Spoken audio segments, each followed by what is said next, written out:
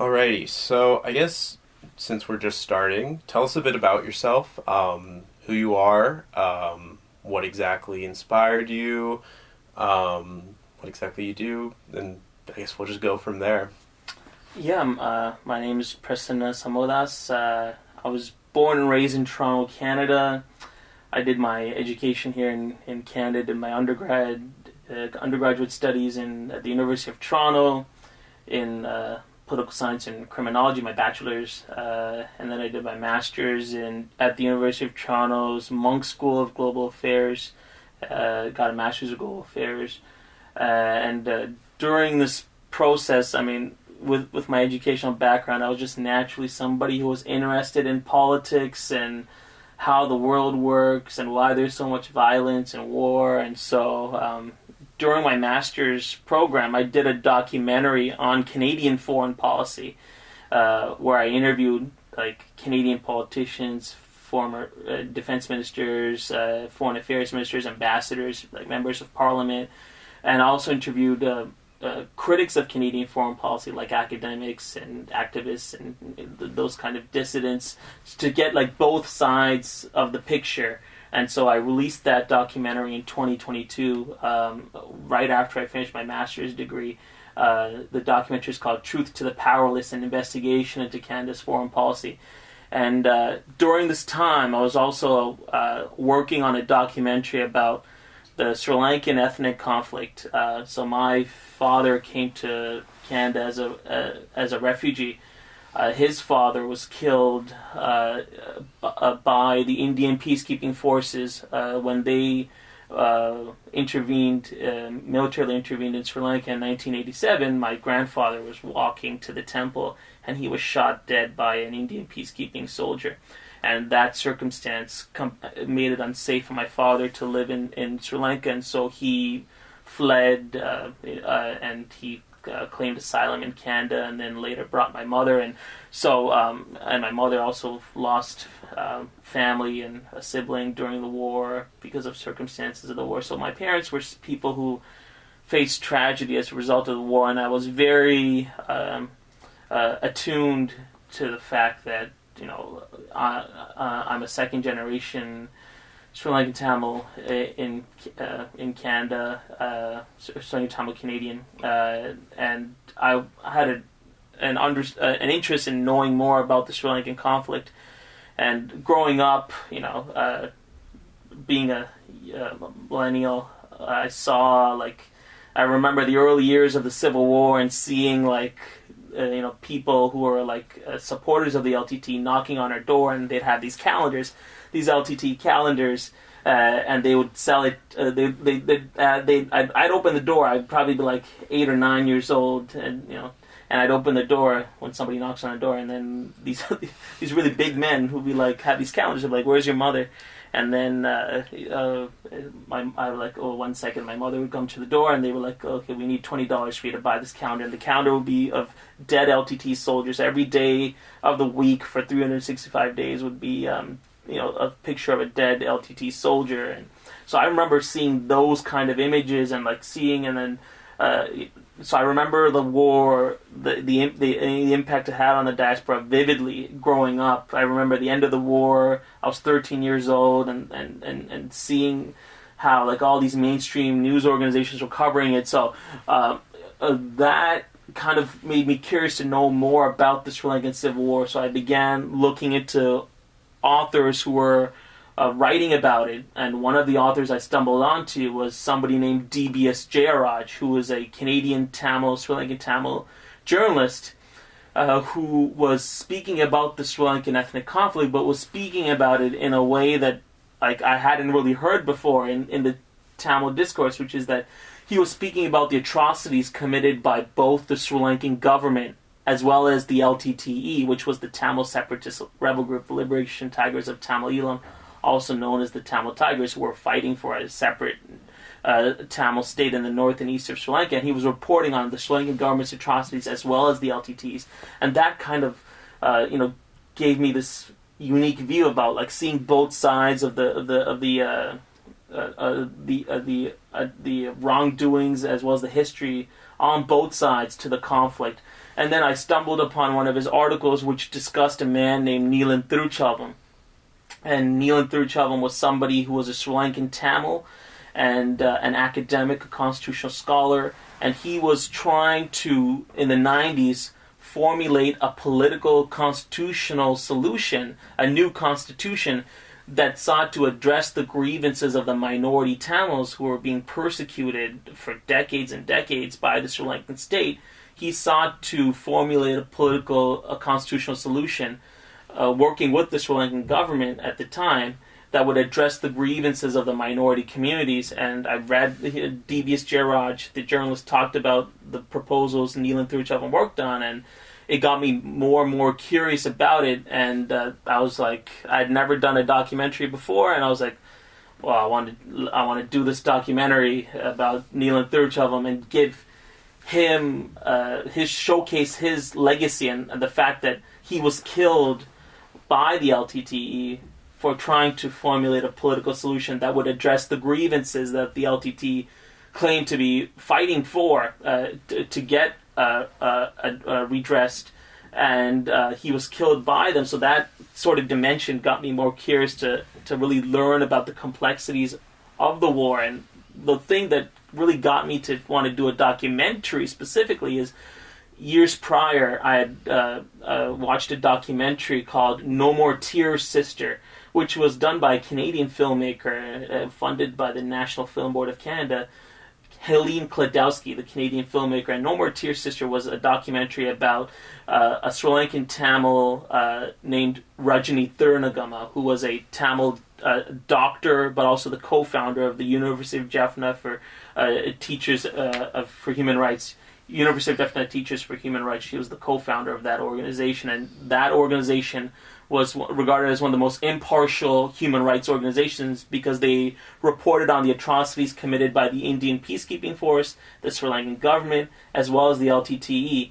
And Rajani Thirunagama, the co-founder, she, towards the end of her life, was increasingly vocal about a political solution to address the grievances of the Tamil community and to work with the government to get that accomplished. And she was reporting about the abuses carried out by the LTT, and for that she was killed by the LTT. And so Helene Kladowski did this really good documentary which showcased her legacy, and I wanted to do the same for Neelan Tiruchelvam, and that's when the idea to do a documentary about Neelan Tiruchelvam came about. And so a 9-year journey eventually led to its release. Perfect. So I guess, like, I can see that you do have, like, quite the connection to this documentary, as well as the conflict in general. I mean, like, despite not... I mean, I'm assuming you weren't there at all during the actual Civil War, but even with Diaspora and everything, I can see that there's still the connection that's actually there. I guess, how do you feel? Like, do you feel...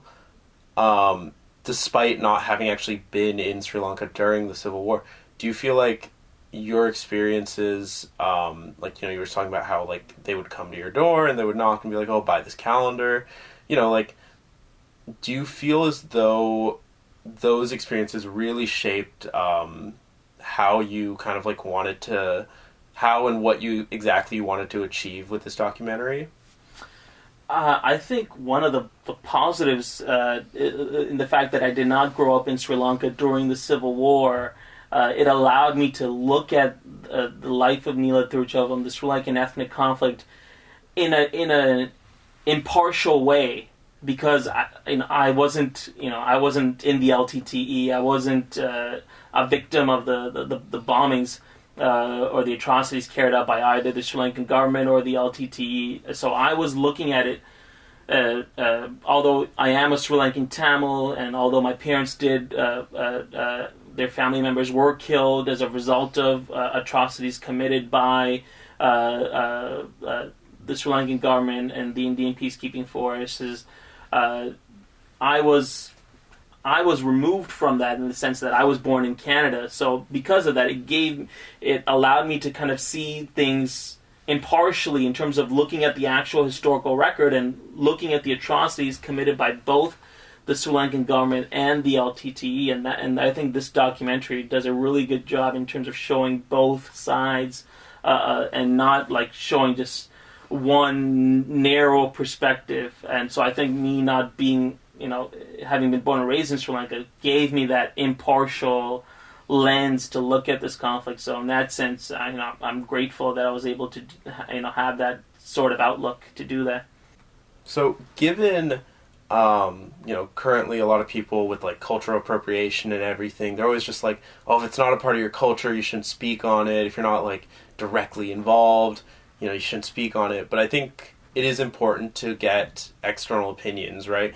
And so, you have a few non-Sri Lankan people that you do interview during your documentary. And so I guess one of the big questions is, what was your main purpose in including these external opinions?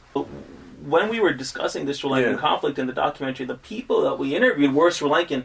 I think like 9. So Eric Solheim was one person, but he was the peace facilitator during the Sri Lankan LTTEs, the ceasefire in 2003. But everybody else, you had like Pakiswati Saranamuthu, who was a Sri Lankan Tamil academic, you had Rohan Edersena, who was Sinhalese, G.L. Pierce, you had Vasuki Nesia, who was Tamil, Devneesan Nesia. So those people, Eelam, and then who was also Sri Lankan Tamil. So those were the main people that we interviewed. And they were all Sri Lankan. So it's not them who I'm talking about. I guess the bigger thing I'm asking about is, especially with Diaspora, you get a lot of people introduced to the culture that are outside the culture, that aren't Tamil, right? Either through friendship, I can't English right now, friendship or marriage or whatever, right? So you'll meet people like, and you'll tell them about like, kind of like Sri Lankan diaspora, everything, right? And so I think it was actually great, me personally, I think it was great that you had non-Sri Lankan people speaking on the conflict as well, right? And I guess, what I don't know if the question I asked, what was it that I wrote? I wrote there are many. I know there weren't that many. It was majority, predominantly people that were Sri Lankan, but there are non-Sri Lankan opinions as well. And so I think there was two. One is Eric Solheim, who himself was not Sri Lankan, but was very well versed.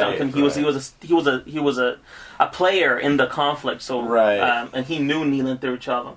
And Neelan Tiruchelvam was advocating for a third party to come into the conflict. And then the other person was Henry Steiner, who was a Harvard law professor. But, he was mainly speaking about like who Neelan was as a person and the as a professor, his experience and as a colleague. So, and that I think those are the only two people. So there was one or two others. There was the guy from Chile. Yes, that was speaking about not Sri Lanka, but about Neelan's involvement in democratic election monitoring. And then there was another person for the Kazakhstan thing too. So that was one of the things I strive to do with this documentary is to show the international perspective, because Neelan was somebody who. He was the first Sri Lankan academic, not even Tamil, but like the first Sri Lankan academic who took like ideals of the rights of minority communities, democracy, pluralism, and he tried to bring an internationalist perspective to it and championed it in other countries.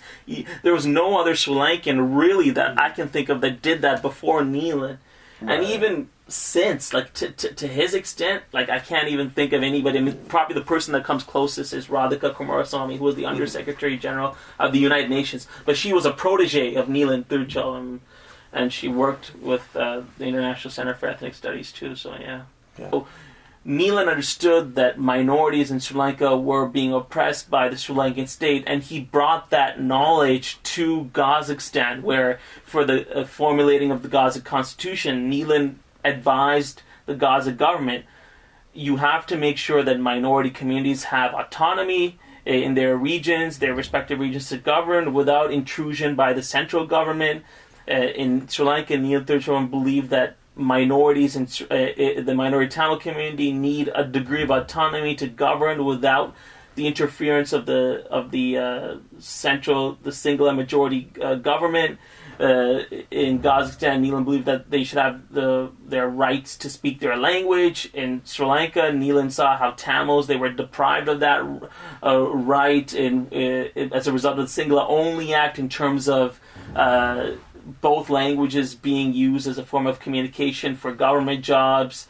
You have to only speak. You have to be fluent in Sinhala and not Tamil. So Neelan saw the oppression and the hardships that Tamils faced in Sri Lanka, and he advised in other international conflict areas that the rights of minorities should be addressed and there should be protections in place. So it was in that context that these non-Sri Lankan people that we interviewed were speaking about Sri Lanka, using it as a reference point in terms of how that informed the advice that Neelan was giving in countries like Chile and Kazakhstan, which were countries that had these minority communities and were going through periods of instability. And so it was in that context that these white people were speaking about Sri Lanka. So in that sense, it was very brief. We did have two speakers. Henry Steiner, who was the Harvard law professor, who worked with Neelan because Neelan also worked at Harvard Law School as a lecturer. So in that sense, he spoke about Sri Lanka, but he was speaking about Sri Lanka in the context of knowing who Neelan was and his advocacy for the rights of minorities and how he brought that to Harvard Law School as a lecturer in terms of the courses that he taught and what really informed his ideas as a professor. So it was in that context. Another person that we brought who was non-Sri Lankan to speak about Sri Lanka was Eric Solheim.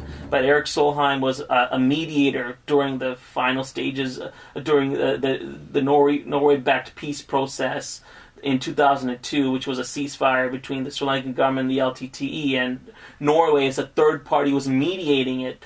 And the reason why we brought Eric Solheim is because Eric Solheim, who was the chief facilitator of the Norwegian-backed peace process, Eric Solheim knew Neelan personally, and Neelan in 1999, well before Norway was officially involved, had reached out to the Norwegians to say, to Eric Solheim to say, we need a third party to come in and to mediate a settlement between these two opposing groups, the LTTE and the Sri Lankan government, because we don't seem to be able to find a consensus, just us working together. So Neelan was always thinking ahead. This was in 1999, the late 90s. He was asking the Norwegians to come in. So it was in that context we brought Eric Solheim. But in terms of discussing the Sri Lankan conflict, it was overwhelmingly Sri Lankan Tamils and Sinhalese who were interviewed for it. Right. And then, I guess on that note, just like when you think about it, like for a lot of conflicts, right, especially when we think about just the Sri Lankan conflict in general, right, a lot of this happens after colonization, right? You get power vacuums. You end up having, the British leaving, you have the Portuguese leaving, Dutch leaving, whoever's leaving, right?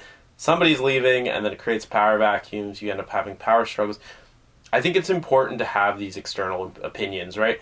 It might not be your culture, it might not be your conflict, but the thing is, a lot of these conflicts are shared globally, right? And I think with that, you can see in your documentary, you do talk about how, there is this sort of, global image that Neelan has, right?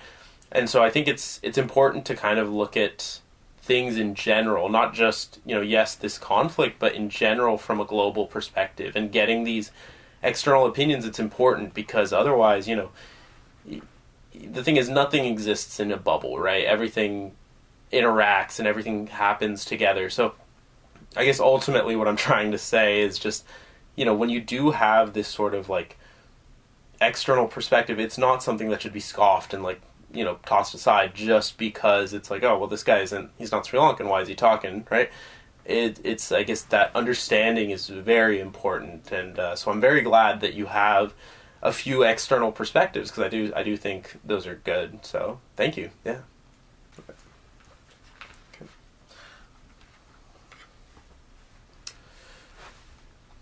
So in your documentary, you have a lot of these personal interviews, and so how do you, as a creator, how do you kind of prevent bias and kind of present to those who are both well-versed and not as well-versed in the conflict, how do you prevent bias and kind of ensure that what you present is kind of the truth, right? Because you do appeal to, you have a lot of these, you have a lot of these interviews with people who had very direct connection with Neelan Tiruchelvam. So, how do you prevent bias when you're, presenting the information.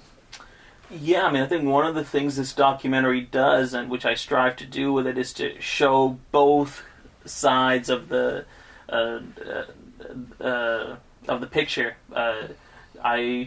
With respect to the Sri Lankan ethnic conflict, I showed the viewpoint of these hardline Sinhalese people who were opposing the proposals that Neelan Tiruchelvam was formulating, and spreading these myths about it leading to separatism, and then I also interview pro LTTE Tamils like N.K. Eelam, who was a Sri Lankan member of parliament for the Tamil National Alliance, but also staunchly pro LTTE, and then having footage of people like Kumar Ponnambalam, who was also a Tamil politician and very pro LTTE, having Prabhakaran, the LTTE leader, his voice, his face, archival interviews with him in the documentary, having archival interviews of Anton Balsingham, who was the LTTE chief ideologue, having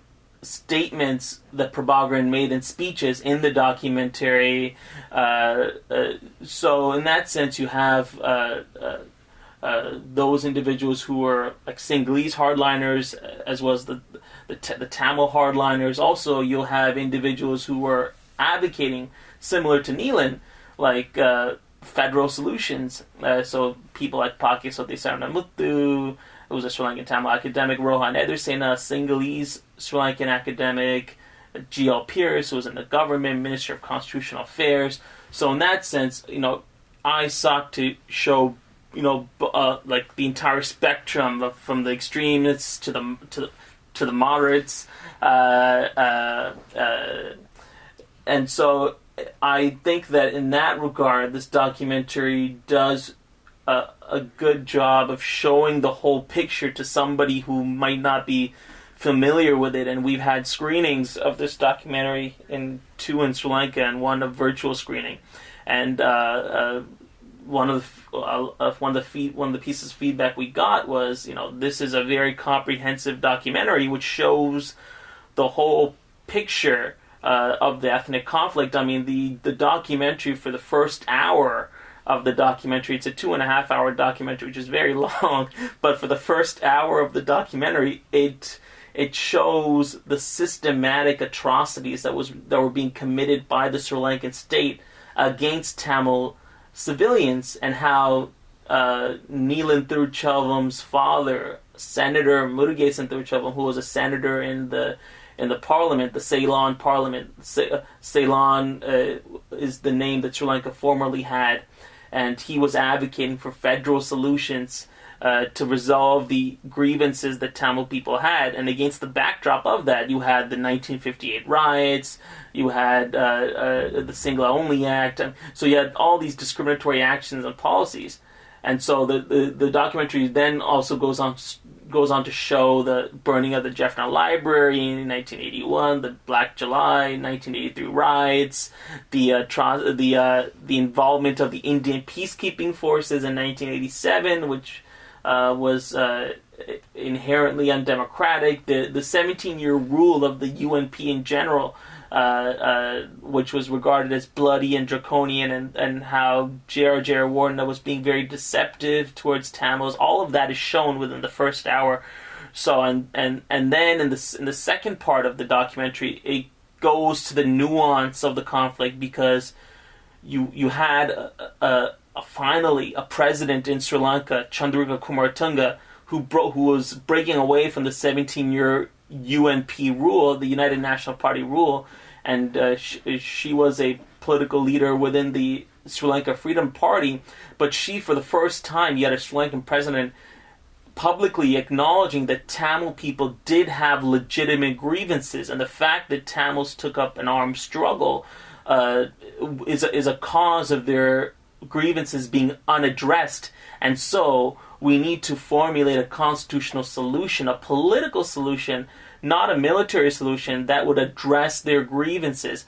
And so when you had a leader like that, you saw more nuance, whereas it wasn't just black and white anymore, whereas the Sri Lankan government were these brutal oppressors and the LTTE were liberators, you finally had a government where the Sri Lankan government, a leader, Chandrika Kumartunga, was trying to advocate for a political solution, genuinely addressing the grievances of Tamils, and then the LTTE was unwilling to seriously engage with her government. So there you kind of had more nuance where you saw the LTT's intransigence, but also rivalry within the Sri Lankan government between the SLFP, the Sri Lanka Freedom Party, and the UNP, the United National Party, who are unwilling to actually work together to implement a political solution. So I think towards the second half of the documentary, you saw more of the nuance.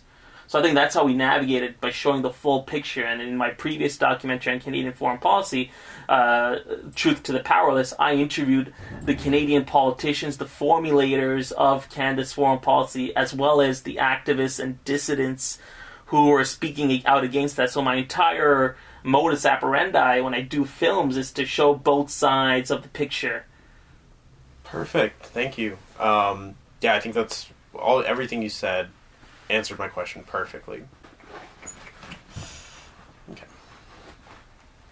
So one thing you discuss at the end of your documentary is sort of this media literacy, lack of communication, a lot of misunderstanding. And so a lot of people that were either, unaware of Neelan's actual proposals, and they're not really sure what's happening, right? What do you feel like this all says? And if you want to kind of discuss Neelan's proposals as well, that'd be great. And what you kind of exactly say in the documentary. But what do you think in the grand scheme of things, especially with the political climate in Sri Lanka right now and media literacy in general, what do you think this historical reminder, what sort of historical reminder do you really see with this whole Neelan story, right? So I guess big picture, overall, what are we taking away from this, Yeah, so Neelan's proposals, when they were released, Sri Lankan Tamil academics like Pakiswati Saranamuthu, who's the executive director of the Center for Policy Alternatives in Colombo, Sri Lanka, we interviewed him for the documentary. At the time of its release on August 3rd, 1995, Dr. Saranamuthu, Pakiswati Saranamuthu, he praised Neelan's proposals as federalism in all but name. So Sri Lanka's political, its constitutional structure is that of a unitary state, which is not a federal system, but a unitary system whereby there's power is consolidated at the center, the central government. So that means that the central government is overwhelmingly comprised of majority Sinhalese people. So this meant that whatever power the central majoritarian Sinhalese government gave to the regions with one hand could be taken back with the other.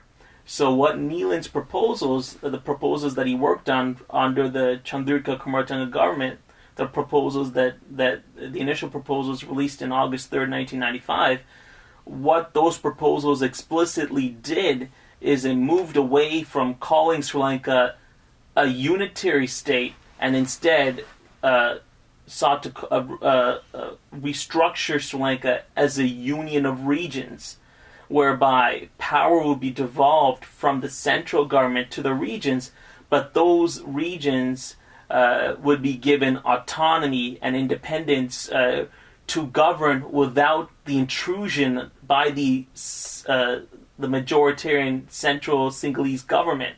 So Tamils would have autonomy in areas of land, in areas of fishing, policing, education. They would have the ability to set up their own financial institutions so that they wouldn't have to be overwhelmingly dependent on the central government in terms of finance. So these are some of the most contentious issues even to the present day. So when these proposals were released, the documentary talks about this early on. Rohan Ederson, a Sinhalese Sri Lankan academic, he talks about how there is a fundamental misunderstanding among Sinhalese people about this notion of unitary and united. In Sinhalese, you have the terms are eksat and ekia. So so Sinhalese people, the politicians, they conflate eksat and ekia, or unitary, united. So the Sinhalese politicians conflate these terms. So if a constitution is not unitary, Sinhalese people believe that means the country isn't united. So you have a conflation of the terms, whereby anytime if you have a constitutional reform proposal where it's regarded as anything but unitary and it's a federal structure, Sinhalese will believe, it's not unitary. That means it means the country is not united. So that fundamental misunderstanding, which is propagated by Sinhalese nationalist politicians, is something that I think reared its ugly head when the proposals Neelan worked on was released, the media framing of that. So here you have proposals that explicitly do away with Article 2 of the Sri Lankan Constitution, which says that Sri Lanka is a unitary state, and instead says that Sri Lanka is a union of regions, borrowing language from the Indian Constitution, which is like a federal system of government. And so you had these Sinhalese nationalists who were saying, these very fringe nationalists, even Buddhist monks, fringe, saying, this means that Tamils are going to get a separate state. This means that Sri Lanka, it's not unitary. The constitution is unitary, so that means it won't be united. So that fundamental misunderstanding, which we talked about in the documentary, is shown. And then on the flip side, you have Tamils as well. So when the proposals were released by the government on August 3rd, 1995, the LTTE, they blacked out the proposals in the north and east, which they controlled, the regions they controlled. They prevented Tamil newspapers like the Udayan, the Jaffna-based Udayan newspaper. Jaffna is an area in the north of Sri Lanka. The Jaffna-based Udayan newspaper, they prevented them from publishing the proposals. They prevented any discussion of the proposals because the LTTE believed if the Tamil people read these proposals and saw that Neelan's proposals was advocating for a devolution of power, devolving power from the central government and giving it to the regions, and putting checks and balances in place, which would make it extremely difficult for the Sri Lankan government, the central government, to take away those powers once they're devolved to the regions. If the Tamil people found out about the substance of these proposals, they would be pressuring LTTE, they would be pressuring Prabhakaran to seriously negotiate with the proposals, and Prabhakaran didn't want to do that. So there's this journalist, this Sri Lankan Tamil journalist, who says that if proposals are released by the Sri Lankan government and you have these Sinhalese hardliners saying that this is going to lead to separatism, that should give Tamil people an incentive to actually look at these proposals, because that must mean that they're really progressive. If these Sinhalese hardliners are saying it's going to lead to separatism, that means these proposals must be significantly progressive, and the fact that it's being advocated by the government, that should compel the Tamil people to look at these proposals and to look at the substance of them. So the fact that the proposals, they did away with this flawed structure of power sharing that was introduced by the Indian government as a result of the 13th Amendment to the Constitution, whereby you had this false pretense of power being devolved from the center to the regions, where in actuality whatever powers were given with one hand were then taken back with the other, and you had this concurrent list whereby there was this notion of shared powers between the central government and the regions, but in reality, whatever powers were supposed to be shared, the central government could unilaterally take back with a 2/3 majority or whatever. So you really didn't have, under the 13th Amendment, which was brought by the Indian government in 1987, genuine, legitimate power sharing, whereby the regions would have autonomy, and Neelan was very critical of this. So his proposals, what it did was it abolished the concurrent list, and instead it had powers for the central government and the regions explicitly listed defined and distinct, whereby the regions would have autonomy in terms of education, in terms of finance to a degree, in terms of fishing, in terms of policing. I mean, these are some of the most contentious issues, which is why when the proposals were released, Neelan Tiruchelvam said that these proposals are the boldest attempt to redress the grievances of the minority communities in Sri Lanka's history. And more than 30 years later, Neelan's proposals remain the boldest attempt to redress the grievances of the minority communities, because what the proposals fundamentally did is it moved away from this centralized unitary state and sought to envision Sri Lanka as a federal structure, a union of regions, whereby the regions would be, you'd have eight provinces, and they'd have a significant degree of autonomy devolved to them, and you had these checks and balances in place that would prevent the central government from unilaterally taking away those powers. So in Neelan's proposals, the governors in the regions would be appointed by the central government, by the president, but the governors could only stay in power if they had the confidence of the chief minister, and the chief minister could only stay in power if he had the confidence of the regional councils, which were elected by the people at the local level. So at each level, you had these checks and balances in place where there had to be accountability at the lower level. So if there was a governor appointed that by the president who did not enjoy the confidence of the chief minister, that governor would be dismissed. And you had, Neelan's proposals also had this arbitration mechanism whereby if there were ever disputes between the center and the regions in terms of power sharing, the chief ministers would have to there would be an entity that would arbitrate differences between the chief ministers and the central government to come to an understanding about a compromise in terms of how the power should be devolved in question. So you had all these provisions which made it extremely difficult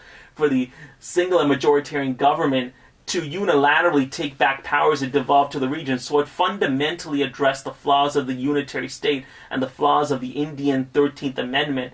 And that's the controversy arising from that is why you had these Sinhalese actors and the Tamil actors in the case of the LTTE distorting the proposals and going away from the actual substance of them. Lovely. And so, do you feel as though, like, you talk about this distortion, right? Part of that is, like, media literacy is hard when the media itself, right, is distorted, right? But even in present day, like Sri Lanka, just political climate and everything, I think this really goes to show how, like, easy it is for a point to get misunderstood and misconstrued. And so you get this lesson that I think is still very prevalent today. And do you feel as though, I guess, present community, do you feel like they're actually able to understand what exactly it was that happened? Like, because would you say, like, the layman, if you walked around Sri Lanka or something, and we're just like, hey, do you actually know what Neelan was proposing? Or do you just know him as this sort of traitor? Like, what exactly do you know? Do you feel as though that literacy and that communication and that misunderstanding has really been cleared up? Yeah, I mean, I think that's an important question. So when the Neelan's proposals were released in August 95, the LTTE, the Tamil Tigers who controlled the north and the east, they had blacked out in the media, prevented any coverage in the media about the proposals, because the LTTE knew if the Tamil people read in the newspapers about these proposals and they came to know about them, they would be pressuring the LTTE to negotiate with the proposals, and that's something that the LTTE Prabhakaran did not want to do, because Prabhakaran did not believe in a federal solution. It was only a separate state. That was the only solution. And so any Tamil advocating for a separate state was immediately any Tamil advocating for a federal solution was immediately branded as a traitor. Any Tamil advocating for a solution alternative to that of a separate state was immediately branded by the LTT as a traitor and was killed for that reason. So in the documentary, we talk about how as a result of the media blackout, there were Tamil journalists who were working with the Sri Lankan government to go to Jaffna in the north, and to have these workshops, these meetings, and to invite Tamil people to attend these meetings to educate them about the constitutional reform proposals, about Neelan's proposals, and the substance of them. And the Sri Lankan Tamil journalist in the documentary, we interviewed him. He says the Udayan journalist, the Udayan Jaffna journalist, is standing right there. One of the audience members says to him, the Udayan Jaffna journalist is standing right there. Why don't you ask him why he doesn't cover these proposals in his newspapers? And the reason why is because the LTTE was instituting this blackout. So when Neelan Tiruchelvam was killed, I mean, the LTTE, they controlled all the media outlets. They controlled all the media outlets in the north and the east. So they vilified him and branded him as a traitor, as a drogi, as we say in Tamil, because he was advocating for this alternative solution to that of a separate state, whereby all these minority communities and the majority communities could coexist in peace with equal rights under a democratic framework. So if you ask the layman Tamil now, what do you think of Neelan Tiruchelvam? As a result of the media blackout that was instituted during the Civil War by the LTTE, which prevented alternative views from being seriously engaged with, many Tamils probably would not know of Neelan Tiruchelvam, or if they knew of him, they would regard him as somebody who was working with the government, and they probably would, some of them would probably buy into the LTTE narrative that he was this traitor who was working with the government and wasn't really interested in the rights of Tamils. This is despite the fact that the substance of Neelan's proposals were the boldest attempt to actually redress the grievances of the Tamil minority. So if you ask the layman, the Tamil person, he or she would believe that Neelan was this establishment politician, this traitor, because of that LTT media blackout. If you ask a Sinhalese person, they might believe that Neelan was this person who was advocating to separate Sri Lanka. His proposals were advocating. So you'd have these two extremes. This isn't saying that a majority of Sinhalese would have that opinion, but we're just kind of talking about those on the fringes, those who didn't really have any understanding about the constitutional history of Sri Lanka or what was going on at the time. Yeah, well, and that's honestly like exactly how it is, right? Where it is, you end up having a lot of just miscommunication, misunderstanding, and I think ultimately, with education as well as just free access to media, like you talked about how there were groups that were planning on going up to like the northeast regions and stuff to actually deliver this information, right? And with workshops and stuff. Like, I think it's important to you as somebody who is in a political climate to be educated and be able to actually understand everything to its fullest, right? And so I think you do a great job kind of explaining how that didn't happen. And I think that's honestly something that, you as the listener should be able to take away and kind of see that, hey, I need to actually look into what exactly I'm consuming, right? And, there's a lot of Tamil listeners who listen to the show, and, they need to be able to differentiate how much is media that's being controlled, how much is, be able to actually form opinions based off of the actual empirical truth.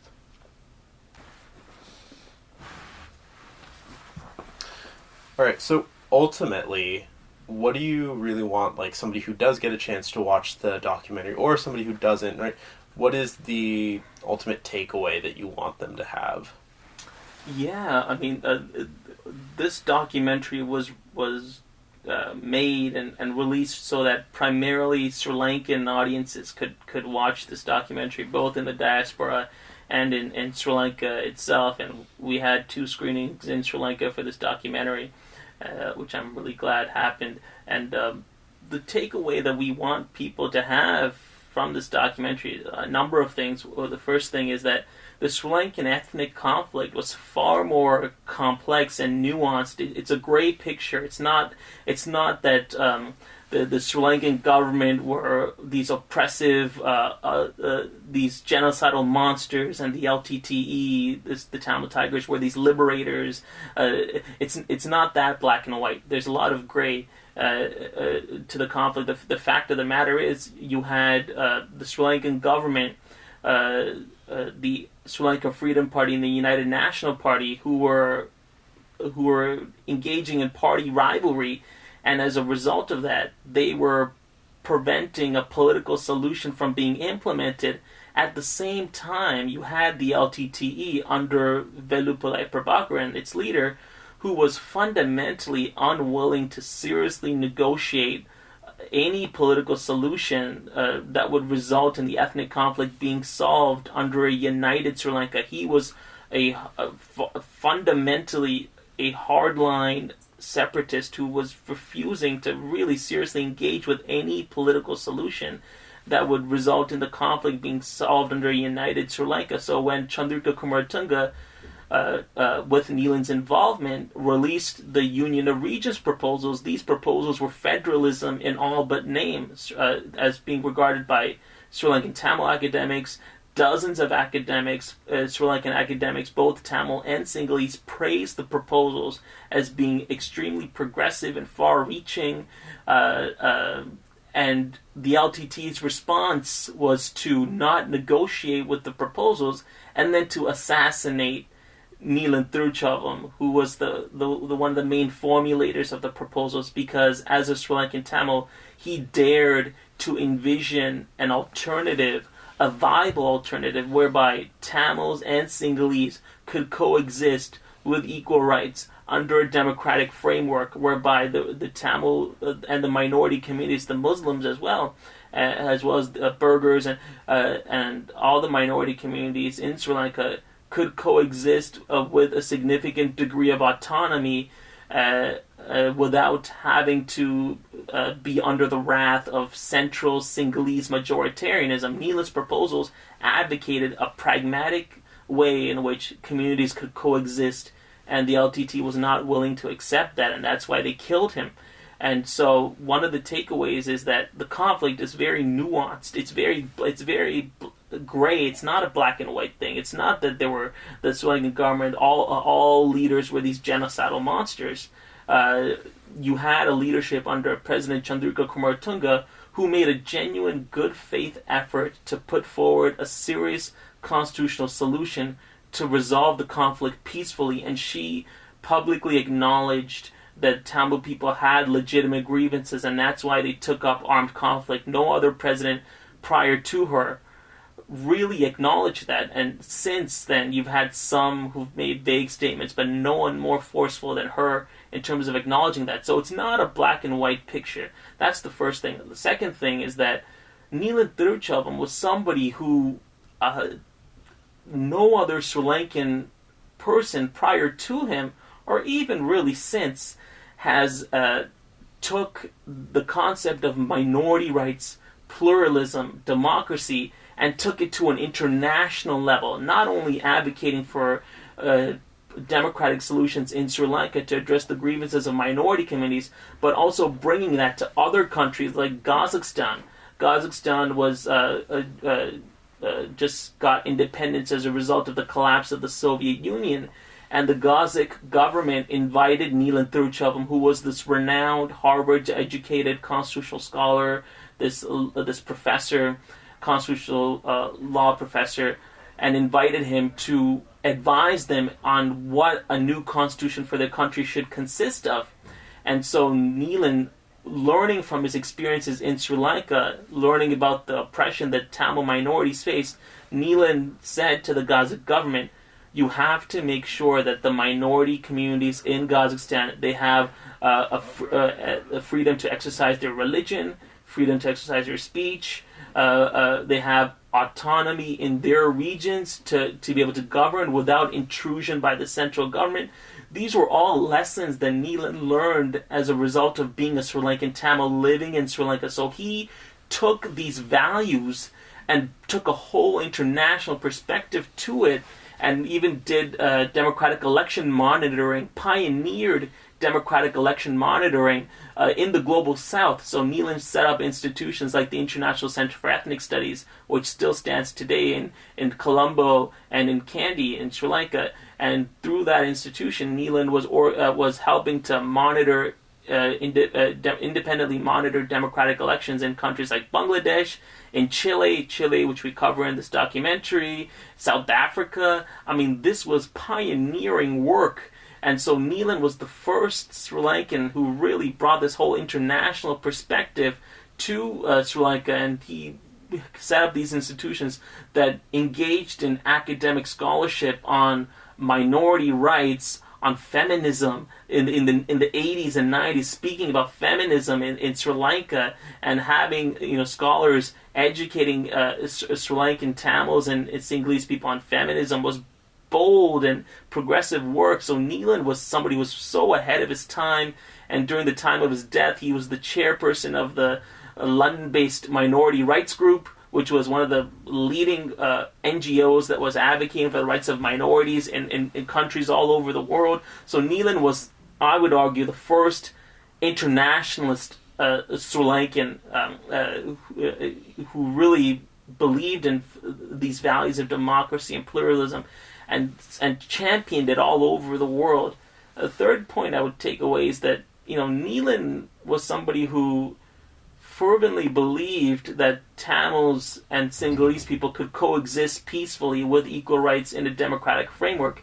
And similar to Martin Luther King Jr., I would argue, I've said this before, but I think Neelan was the Sri Lankan Martin Luther King Jr. for several reasons. But one of the reasons is that Neelan believed that minority and majority communities could coexist with equal rights under a democratic framework, and Neelan was willing to give up his life to do that, just like Dr. Martin Luther King Jr., who was willing to do the same, and ultimately both of them did the same in respect to the United States and the civil rights movement. And both Neelan Tiruchelvam and Dr. Martin Luther King Jr. spoke out against militarism and violence. Neelan repeatedly emphasized the sanctity of life, and you hear him say that in the documentary. And Neelan was saying this in the documentary in the context of the fact that the Sri Lankan government was engaging in routine shelling and bombing of Tamil civilian areas, and the fact that the LTTE, they were having these cyanide capsules around their neck, and they were also LTT were engaging in suicide bombings. And so Neelan saw how there was no there was no practice by either the Sri Lankan government or the LTTE to really emphasize how valuable life is. So Neelan was staunchly opposed to militarism, and he could have had a magnificent life as this elite corporate lawyer, working in a luxurious office in Colombo, or working in the highest echelons of the United Nations, away from violence and conflict. He could have had that magnificent life, but he didn't want that, because he fervently believed that, I'm a Sri Lankan, I belong in Sri Lanka, I have something valuable to contribute, I have this knowledge and this experience, and I fervently believe that, it's my duty to do all I can to find a peaceful solution to the ethnic conflict, and to resolve the conflict peacefully. And one final thing I want to emphasize is that Neelan was some of the individuals who are hardline sympathetic to the LTTE would vilify Neelan and say that he never spoke about the grievances of the Tamil people as a member of parliament, but that is fundamentally untrue, and we briefly touch on this in the documentary. Neelan, as a member of parliament, repeatedly spoke out about the hardships that Tamil people faced. His parliamentary speeches have been published, and they're available on the documentary website, NeelanUnsilenced.com, Neelan Unsilenced.com, where you can watch the documentary for free, and you can read his parliamentary speeches. And in his parliamentary speeches, Neelan Tiruchelvam talks about how Sri Lanka has one of the largest enforced disappeared populations in the world. He cites to Amnesty International, to human rights reports. He talks about how the Sri Lankan military is engaging in the forcible expulsion of Tamil people in the north. He talks about when the Chemmani mass graves, when there were revelations that the Sri Lankan army soldiers in the north were raping and burying people in these mass graves. in 1998, when those revelations were first made, Neelan in July of 1998 goes to Parliament and says that there needs to be accountability and there needs to be excavations done to dig up and to see if there are mass graves, to dig up those areas in the north, and to engage in DNA analysis, forensics, and he cites to UN protocol and also other countries like Iraq and Guatemala where similar excavations were done, and he stresses that there needs to be accountability for the perpetrators. He also talks about how Tamils are being arbitrarily arrested. So in all these areas, and Neelan was repeatedly speaking about the hardships that Tamil people were facing. So to assert that Neelan never spoke about the hardships that Tamil people were facing is just fundamentally untrue. His speeches are just overwhelmingly about the hardships that Tamil people are facing throughout the north and the east, and how there needs to be accountability, and there needs to be reconciliation. So I think that's the final takeaway I would have people have about Neelan Tiruchelvam and the documentary. Perfect. Thank you so much.